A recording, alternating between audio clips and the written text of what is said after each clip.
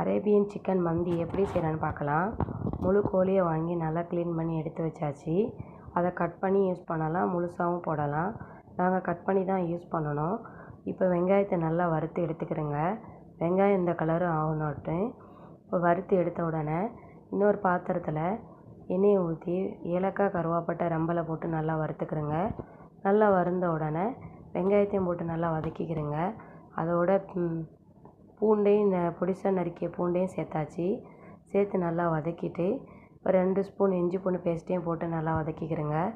நல்லா வதங்கி வந்த உடனே கட் பண்ணி வச்சுக்கிற கோழியும் அதோட மிக்ஸ் பண்ணிடுங்க.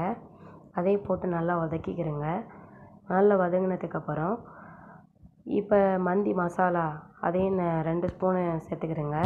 மந்தி மசாலா போட்டு நல்லா நல்லா வதக்கிக்கிறேங்க. வதங்கினதுக்கப்புறம் ட்ரை லெமனையும் போட்டு நல்லா வதக்கிடுங்க. நல்லா வதங்கி இந்த கண்டிஷனுக்கு வந்ததுக்கப்புறம் 3 கப்பு ரைஸுக்கு 5 கப்பு தண்ணி ஊற்றிக்கிடலாம். 5 கப்பு தண்ணி இப்போயே ஊற்றி நல்லா கொதிக்க விடுங்க.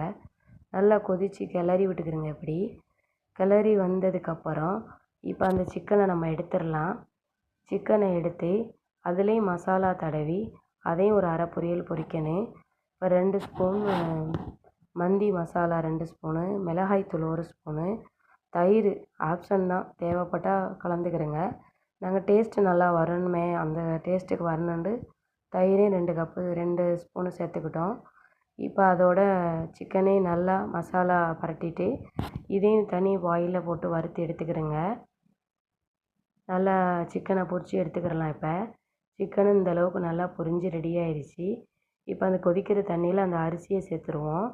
அரிசி சேர்த்து நல்லா கொதித்து வரட்டும். தேவையான அளவு உப்பு போட்டுக்கிறேங்க. உப்பு இப்போயே சேர்த்துடலாம். இப்போ போட்டு நல்லா கிளறி விட்டு பாருங்கள். நல்லா ரைஸ் வெந்துருச்சு அழகா. இதை லோ சிம்மில் வச்சுட்டு இப்போ சிக்கனையும் அதோடு சேர்த்துடலாம். லைட்டாக நெய் ஊற்றிக்கிறேங்க. நெய் ஊற்றிட்டு வெங்காயம் அதெல்லாம் சேர்த்துடலாம். இப்போ அந்த முந்திரி, திராட்சை, பாதாம் போட்டு நல்லா வறுத்து எடுத்துக்கிறேங்க நெய்யில். அதையும் வறுத்து அதோட மிக்ஸ் பண்ணிக்கிறேங்க. இப்போ நம்ம கட் பண்ணி வதக்கி வச்சுக்கிற வெங்காயத்தையும் அதோடு சேர்த்துருங்க. கொத்தமல்லி எல்லாம் சேர்த்துட்டு இப்போ கறிக்கட்டையை வச்சுட்டு அந்த வாசனைக்காக நம்ம அந்த கறியை யூஸ் பண்ணுவோம். அதை வச்சுட்டு ஆயில் பேப்பர் வச்சு மூடி எடுத்துட வேண்டியதான். சுவையான மந்தி அழகாக ரெடி ஆயிடுச்சு அரேபியன் ஸ்டைலில். இந்த மாதிரி நீங்கள் ட்ரை பண்ணி பாருங்கள். வீடியோ பிடிச்சிருந்தா சப்ஸ்கிரைப் பண்ணுங்கள். அடுத்த ஒரு வீடியோவில் பார்க்கலாம். பாய்.